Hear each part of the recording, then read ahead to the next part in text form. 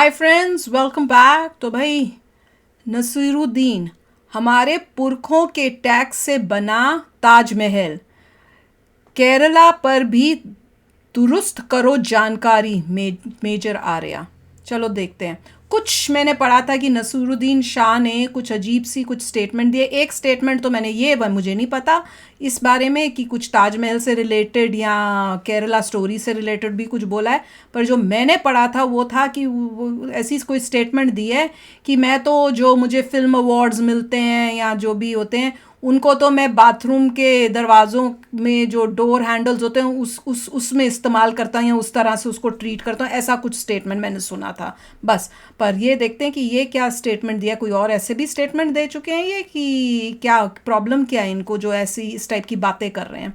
तो वीडियो शुरू करते हैं। वीडियो शुरू करने से पहले अगर आप चैनल पर नए हो और आपने अभी तक सब्सक्राइब नहीं किया तो जल्दी से पहले सब्सक्राइब के बटन और बेल आइकन को क्लिक कर लो ताकि आपको हमारे सारे न्यू वीडियोस के नोटिफिकेशन मिल जाएं जैसे हम अपलोड करें। अगर आपको वीडियो पसंद आता है प्लीज लाइक एंड शेयर। चलिए शुरू करते हैं।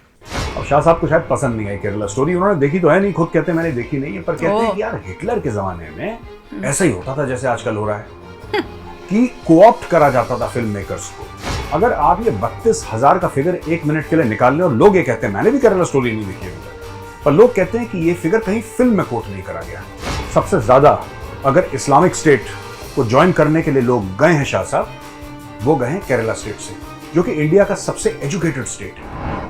जय हिंद दोस्तों, मैं फिर आ गया हूं वापस आपके पास नई ताजा खबरें लेके।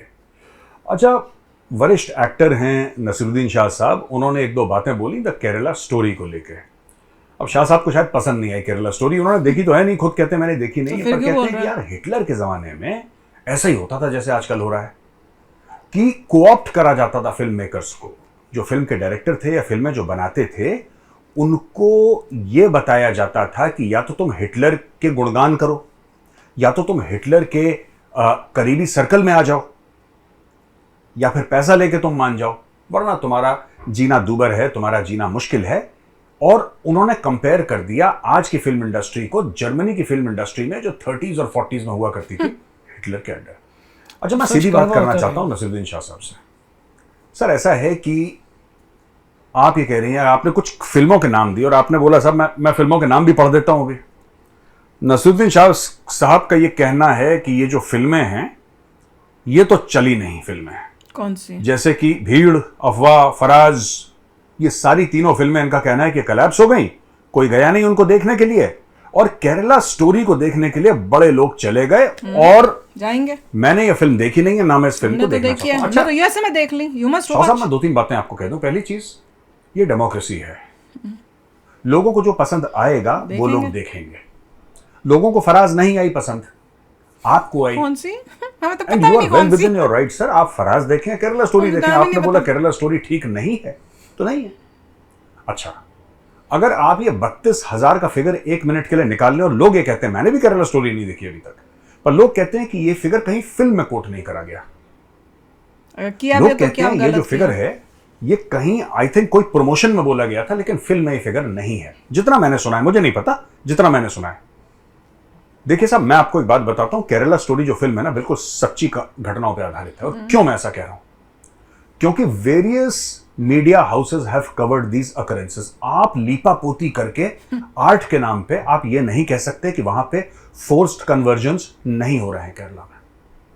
सबसे ज्यादा अगर इस्लामिक स्टेट को ज्वाइन करने के लिए लोग गए हैं शाह साहब, वो गए हैं केरला स्टेट से, जो कि इंडिया का सबसे एजुकेटेड स्टेट है। वही तो हैरानी की बात है। क्यों गए ये हम पहले कवर कर चुके हैं, लेकिन मैं फिर से आपको ये बता दूं कि केरला में एक प्रॉब्लम चल रही है इस वक्त। क्या? और मैं ये नहीं कह रहा कि केरला के सारे मुस्लिम दोषी नहीं, लेकिन एक मिनिस्क्यूल माइनॉरिटी है जो ये गड़बड़ वहां पे कर रही है। क्या? केरला के लोग लाइन ऑफ कंट्रोल पे पाए गए थे। उनका एनकाउंटर हुआ था लाइन ऑफ कंट्रोल पे, जहां पे 3 लोग मारे गए थे। लाइन ऑफ कंट्रोल जानते हैं ना शाह साहब कहां पे? जम्मू और कश्मीर में। वहां कहां से? और वो कहां से कहां आ रहे थे? वही तो समझ। वो इन्फिल्ट्रेट करने की कोशिश कर रहे थे, यानी कि ऑलरेडी पाकिस्तान गए थे, पाकिस्तान से भारत घुसने की कोशिश कर रहे थे। ओहो। इंडियन आर्मी को उनकी डेड बॉडीज मिली हैं, क्योंकि वहां पे क्रॉस फायर हुआ था और वो मारे गए थे। कुछ साल पहले की मैं आपको बात बता रहा हूं।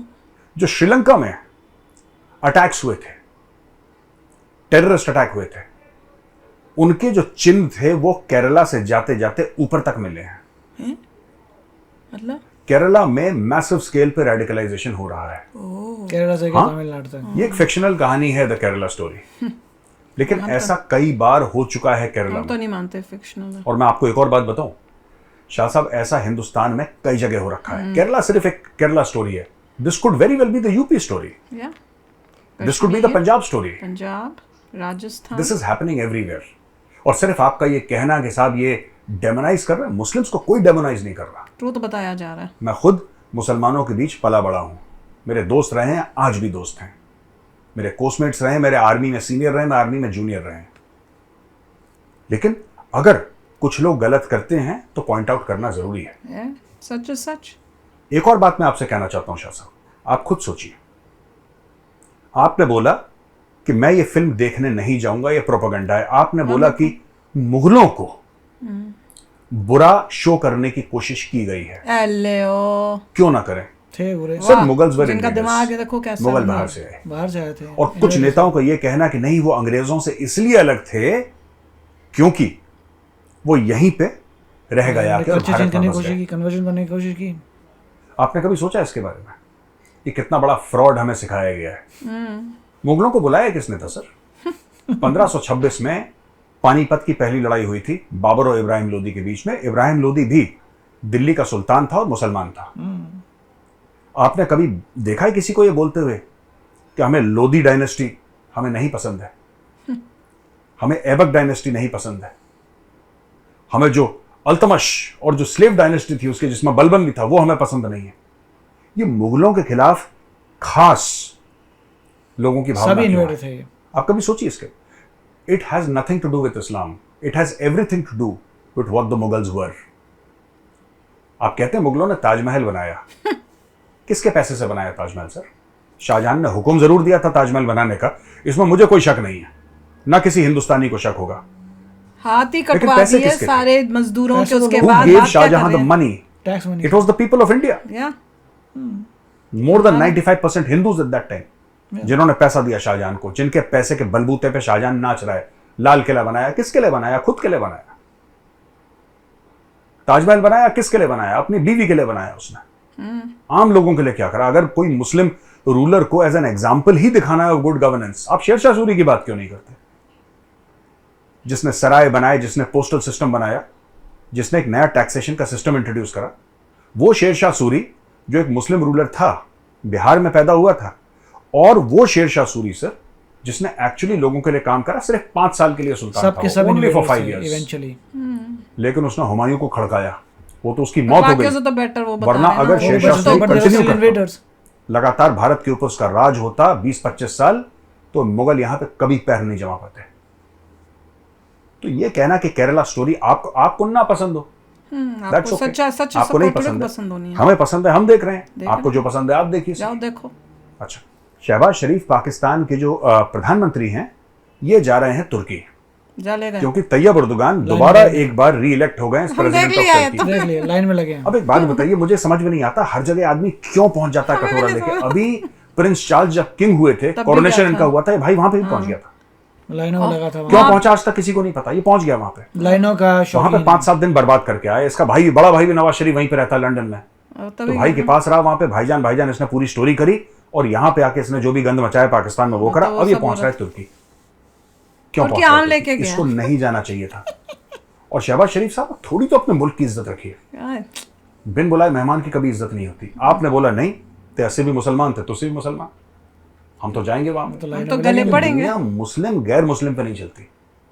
आप वहां पे जा रहे हैं पैसा लेने के लिए, क्योंकि आपको लगता है कि एर्दोगान आपको कुछ 2 टुकड़े फेंक देगा रोटी के, उसकी खुद कुछ प्रॉब्लम रोटी चल कुछ रही है। बोटी दे देगा, आपका काम बन जाएगा कुछ महीनों के लिए। That is why you going to Turkey. आम आपको वहां पे लेके नहीं गए। जाना चाहिए। आप वहां पे भेजते बिलावल भुट्टो को, आप प्रेसिडेंट अलवी को भेज देते, वो भी एक बार मैं समझ जाता। पर हर जगह पहुंच जाना बिन बुलाए मेहमान के जैसे, ये शोभा नहीं देता। पाकिस्तान 25 करोड़ का मुल्क है, जिस भी हालत में है 25 करोड़ का मुल्क है, और हर जगह भिखारी जैसे कटोरा लेके पहुंच जाना, ये आपके मुल्क को जेब नहीं देता। उनको मैं एक फर्क और नहीं बात पड़ता। कहना चाहता हूं शहबाज शरीफ से, फौज के पीछे छुप के आपने जो भी इमरान खान के ऊपर एक्शन लिया ठीक है, वो आपकी मर्जी, आपका मुल्क है। I am nobody to say anything, मैं आपको कुछ नहीं कह रहा। क्यों ना बोले, लेकिन मैं एक बात हर कहना चीज में चाहता ये हूं लोग कि सर, हमारे इलेक्शन आ रहे कंट्री हैं में नाक पाकिस्तान डालते हैं, आंख डालते हैं, मुंह तब डालते तक आप हैं, इलेक्शंस टांग डालते डिनाई हैं। करेंगे। आज नहीं तो कल, नहीं तो परसों, कभी ना कभी तो इलेक्शंस आएंगे, फिर क्या होगा ये सोच लीजिए। हार होगा। पाकिस्तान तहरीक इंसाफ वाले तो अलग अलग पार्टियों में चले गए, अलग अलग पार्टियों में चले गए वो लोग, चाहे इमरान को छोड़ दिया हो। इमरान का क्या करेंगे? ब्लैकलिस्ट कर देंगे इमरान को, फिर क्या होगा? आपको क्या लगता है? इमरान खान नून अभी लीग को तक वोट मिल पाकिस्तान में ही है। जाएगा? सोचिएगा जरा इन बातों पर शहबाज शरीफ साहब, और मैं जो मेरी राय कस्टडी है में जो भी है, एज अ वेल विशर, आप उस राय को नहीं, लीजिए, हाउस समझने अरेस्ट की में कोशिश करिए। सर अभी भी कह रहा हूं आपसे, मत जाइए तुर्की, अपनी जा फजीयत चुके वहां पे भाई। मत करवाइए। शी जिनपिंग हैं प्रेसिडेंट, चाइना के हेड हैं, बॉस हैं, सुप्रीम कोर्ट के चीफ जस्टिस भी वही हैं, स्टॉक सब कुछ मार्केट है। भी उनकी जेब में है, आर्मी के भी चीफ वही हैं, सब कुछ वही वही है, तो। करता धरता चीन के। उन्होंने अपने मिलिट्री लीडर्स को बुलाया और ये बोल दिया कि साहब वर्स्ट केस सिनेरियो है, देश खतरे में है, मुल्क खतरे में है, और आप लोग तैयार हो जाइए। Worst case scenario, bottom line scenario, हैं? यानी कि किसी भी वक्त कुछ हो सकता है, ऐसा कुछ नहीं है। क्या शी जिनपिंग बोल रहा है झूठ, वो तो ही। और शी जिनपिंग बेच रहा है चूरन। वो भी क्योंकि शी चूरन जिनपिंग बेचता की जो इकोनॉमी है, जो शी जिनपिंग रन करता है पर्सनली, चाइना की इकोनॉमी, वो मार खा रही है। ओ इसको हम लोग फौज में कहते हैं एक्सटर्नलाइजेशन ऑफ थ्रेट। जब आपको यह पता लगे कि आपको प्रॉब्लम है, आप बोल दो कि इसमें विदेशी हाथ है। अब चीन की फौज अगर पाकिस्तान लड़ेगी जैसा तो बन किसके रहा साथ लड़ेगी? बाहरी दुश्मन के साथ लड़ेगी, जाहिर सी बात है। पर बाहर का दुश्मन कौन है? इंडिया। भारत तो नहीं जा रहा अटैक करने के लिए चाइना को, फिर कौन ना है? ताइवान जा रहा है अटैक करने को। चाइना को वैसे। खतरा किससे है? किससे? मैं आपको बताता हूं चाइना का चक्कर क्या है। यहाँ पे चाइना का चक्कर ये है दोस्तों कि चाइना की इकोनॉमी पिट रही है बुरी तरीके से, अच्छा। और खुशफुसाहट हो रही है 4% चाइना के के अंदर। लिए। लोग सोशल मीडिया पे सवाल पूछ रहे हैं कि भैया क्या कर रहे हो तुम? चुनाव लड़ जाते हो, फिक्स चुनाव है, चुनाव फिक्स्ड वाले जीत भी जाते हो, फिर से हेड बन जाते हो स्टेट के, होता है। लेकिन काम क्या कर रहे हो तुम? 4%। चाइना की इकोनॉमी एक्चुअली रिसेशन उसके सामने खड़ा हुआ है। रिसेशन हो ना हो ये मैं नहीं कह सकता, लेकिन chances of recession are there. अब लोग सवाल Chances पूछ तो रहे हो हैं, सकते हैं। तो लोगों को एकत्रित करने में, लोगों अभी को 4% एकजुट है। करने में, लोगों को ये बताने में कि साहब देखो अंदर सब ठीक है, प्रॉब्लम चीन के अंदर नहीं है भाई बाहर साहब, है। चीन के बाहर प्रॉब्लम है। दुश्मन मैली आंखों से तुम्हें देख रहा है, और उसको सबक सिखाना जरूरी है। इसलिए रेडी इन्होंने हो जाओ। हुंकार भरी, बोला सबको एक प्लेटफॉर्म पे आ जाओ और दुश्मन को हम दुश्मन सबक कौन सिखाते लगा? हैं। Worst case scenario, stormy seas की बात कर दी, समुद्री तूफानों की बात कर दी, कौन से? बोला कि कुछ भी हो सकता है, बहुत बड़ा पेरिल है, बहुत बड़ा खतरा है। कुछ खतरा वतरा कुछ नहीं है, खतरा चीन के अंदर है। वही चीन की इकोनॉमी का हो गया डब्बा गोल दोस्तों, वही। और यही कारण है कि शी जिनपिंग चाचा के मुंह से झाग निकल रहा है। तो दोस्तों वीडियो देखने के लिए बहुत बहुत धन्यवाद। मैं कल फिर आऊंगा एक नए वीडियो के साथ, तब तक के लिए आप सबको जय हिंद। वेरी शॉकिंग कि नसीरुद्दीन शाह, जिसको मैं सोचती थी बड़ा अच्छे एक्टर हैं, सब हैं, ऐसी स्टेटमेंट्स दे के जो इज्जत थी और जो उस टाइप से था वो सब खत्म हो गया मेरी नजर हो में, सकता है मेरे कि लिए। जो मूवी जिसकी बात करें लोग नहीं देखने गए, उसमें उनका पैसा लगा क्या हो। पता जो भी है, या कोई तुम किसी कुछ है और connection। स्टोरी को, केरला स्टोरी जिसको सारी पब्लिक ने सराहाया, उसको सपोर्ट किया, तो एज बॉलीवुड किसी ने उसको मूवी को सपोर्ट नहीं किया, कोई पब्लिसिटी नहीं दी गई, कुछ नहीं था, बहुत लिमिटेड थिएटर्स में बड़ी मुश्किल से लगी थी। ये तो पब्लिक ने जो इनकरेजमेंट दिखा दी उनको और प्यार दिखाया, हम लोगों ने जैसे रिएक्ट किया जैसी ट्रेलर और बोला ज़रूर देखना चाहिए, ये देखने वाली मूवी है, हम सबको इसे प्रमोट कर। और कोई मूवी देखने जाओ ना जाओ जिंदगी में, पर ये मूवी जरूर देखो। वो पब्लिक जो है उसने दिखाया, और तुम क्या पब्लिक से महान हो गए? जिस पब्लिक ने तुमको इतना इंपॉर्टेंट बनाया, नसीरुद्दीन शाह को नसीरुद्दीन शाह किसने बनाया? पब्लिक नहीं, नहीं, अगर वही उन्होंने- डिसाइड करेगी क्या अगर- अच्छा है क्या नहीं अच्छा। अगर नहीं देखी तो और लोगों को क्या फर्क पड़ता है? नहीं, देखी और तो नहीं तुम्हारी मर्जी देखी, है। अगर तुमने नहीं देखी तो तुम कैसे बता रहे हो कि इसमें गलत है या प्रोपोगंडा या कुछ भी है? बिना देखे तुम कैसे बोल रहे हो? नोबडी केयर्स नाउअडेज Who कि तुमने cares? देखी नहीं बल्कि- देखी, जिनको देखनी है वो देख रहे हैं, खुश और हो रहे देखेंगे। हैं, मूवी को आगे लेके जाएंगे और बोलेंगे और ऐसी मूवीज बने जो सोसाइटी में चेंज और लेके अब आती है, तो सच्चाई दिखाती अब तो है। ऐसा है कि जितना तुम बोलोगे ये गलत है या नहीं देखनी, वो तो हम देखने जाएंगे ही जाएंगे। अब तो पब्लिक का ये हो गया स्टैंड, तुम बोलो नो वो होगा हाँ, तुम बोलोगे हाँ ये लोगों देखो, को- हम बोलेंगे नहीं देखेंगे। लोगों को पता लगना चाहिए इन्वेडर थे, इन्वेडर बाहर से आए थे, मुगल किसी ने का डराया नहीं साइड था, ले रहे हैं, ये देखो हमारे यहाँ जी। पे अटैक किया था, प्रॉब्लम्स क्रिएट की थी। That's नहीं, it। मुगल का साइड ले रहे हैं कि मुगलों को तुम कर रहे हो। मैं तो सुन के उसी टाइम मुझे पाकिस्तान याद आ गया। पाकिस्तान में लोगों का यही मेंटालिटी है, मुगल बड़े ग्रेट हैं, वो मुगलों के वो करते हैं। Invaders से बाहर से आए थे। इंडियन कोई भी जो इंडियन है वो कभी भी मुगलों को महान नहीं बोलेगा। अगर ऐसी मेंटालिटी के हमारे घर में ही बैठे हुए हैं तो बताओ क्या करें हम लोग। तो शेयर करना अपने थॉट्स। चलते हैं, मिलेंगे नेक्स्ट वीडियो में बहुत ही जल्द। Till then take care and bye bye. तो अगर आप मेरे इस चैनल पे नए हो तो जल्दी से सब्सक्राइब के बटन को हिट करो और बेल आइकन को क्लिक करो ताकि आपको मेरा जब नया वीडियो मैं लगाऊं आपको उसके बारे में जल्दी से पता चल जाए।